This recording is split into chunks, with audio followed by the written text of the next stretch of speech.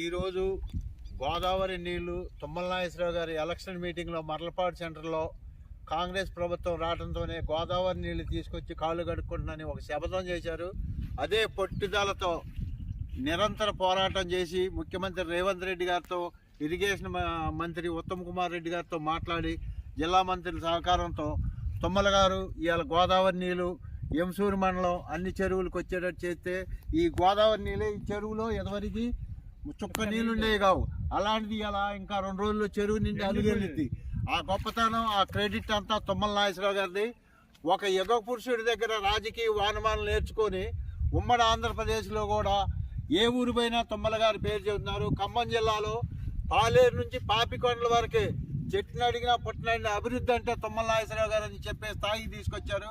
తుమ్మల నాగేశ్వరరావు గారి ఖమ్మం జిల్లా రైతులు జీవితాంతం రుణపడి ఉంటారని నేను కోరుకుంటున్నాను. కాబట్టి ఈ రైతులకి ఇప్పుడు పంటలు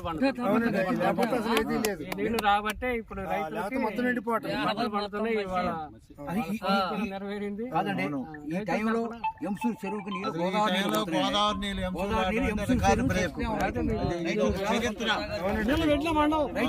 పెట్టినా పండవు, లేవు నీళ్లు.